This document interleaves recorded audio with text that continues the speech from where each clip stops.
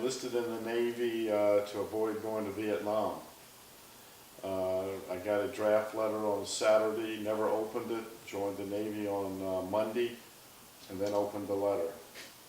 And it was too late to be drafted. I'd already joined. I went from the boot camp in Orlando, Florida. From there I went to Dam Neck, Virginia for school for about 18 months.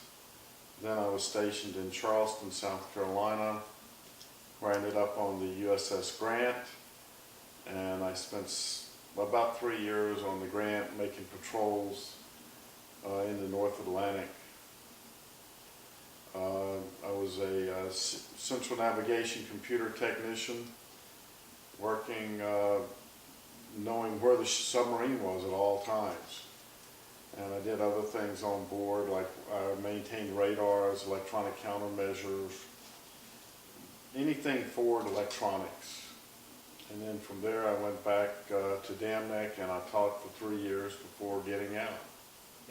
So the submarine we went out for, you were on board for 90 days, being that the FBM submarines are the only vessels in the military that have 2 full crews, blue and gold. We spent the first 30 days with the submarine, getting maintenance done on it, calibrating all the equipment, loading food out. Then we'd go to sea for 70 days, and once they closed the hatch, it was 70 days before they opened it. We were under the ocean for those 70 days, working 6 hours on, 12 hours off, around the clock. And then we'd come home and spend the next 90 days at home, training and getting ready to go back out to sea. And we'd get 30 days R&R each time we came home. The FBM is a deterrent.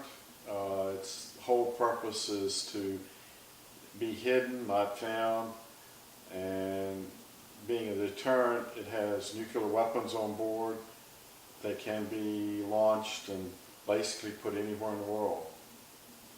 And that's the deterrent. Nobody knows where they're at, so that, you know, it's how you stay hidden. Well, while I was in the Navy, it taught me to make the best of any situation. You know, if whatever they put forth to you, being able to take that and make the best situation out of it instead of the worst situation. You're able to, you know, make things work for you and not you work for them. Yes, well, sir. I think the big thing is everybody needs to serve in some capacity. It'll give you the chance to learn what you want to do and what you don't want to do. I think that's a big thing behind it is, you know, learning that stuff. You also learn a work ethic. And I know a lot of people think you get out of high school or whatever and need to go to college. I think sometimes that time between there and going to college makes you realize how important going to college is, and you'll even work harder.